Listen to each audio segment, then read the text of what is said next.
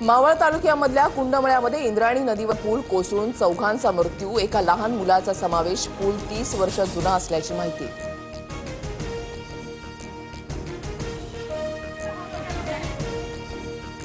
इंद्रायणी पूल दुर्घटनेमध्ये एनडीआरएफनं केलेल्या बचाव कार्यात 38 जणांना वाचवण्यात यश. शोध मोहीम तात्पुरती थांबवली. क्रेनच्या सहाय्यानं दुर्घटनाग्रस्त पुलाचा भाग पाण्यातून काढला. इंद्रायणी नदीवरील लोखंडी पूल संपूर्ण सडलेला होता. जीर्ण पुलाजागी 8 कोटींचा नवा पूल मंजूर आहे. पुण्याचे पालकमंत्री अजितदादांची प्रतिक्रिया. कुंडमळ्याजवळील पूल जो आहे तो जीर्ण झाला होता. ग्रामस्थांकडून वारंवार नवीन पुलाची मागणी होत असताना लोकप्रतिनिधींनी ती धुडकावली. प्रशासनाचा हलगर्जीपणा घटनेच्या मुळाशी, सुषमा अंधारेंचा आरोप.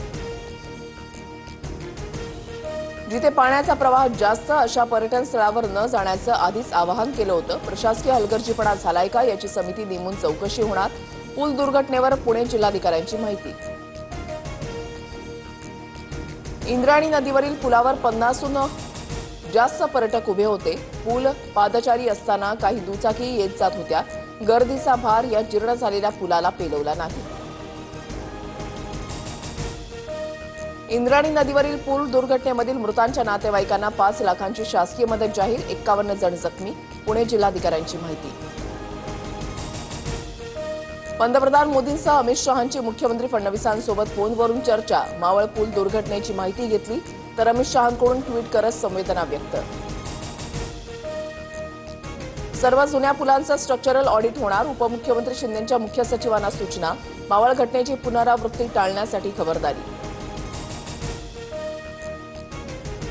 इंद्रायणी नदीवरील पूल दुर्घटनेबाबत शरद पवारांसह राहुल गांधींकडून संवेदना व्यक्त. पर्यटन विभागानं आणि जिल्हा प्रशासनानं सर्व पर्यटन स्थळांबाबतीत अधिक जागृत राहणं गरजेचं. शरद पवारांचं आवाहन.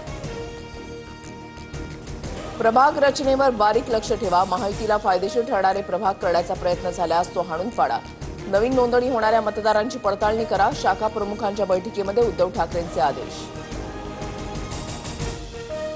मालवणमधील शिवरायांच्या पुतळ्याच्या चबुतऱ्याची जमीन खचल्याचा प्रकार समोर. सार्वजनिक बांधकाम विभागानं जमिनीला पडलेलं भगदाड बुजवलं. पुतळा किंवा चबुतऱ्यावर काही परिणाम झाला नाही. बांधकाम विभागाचं स्पष्टीकरण.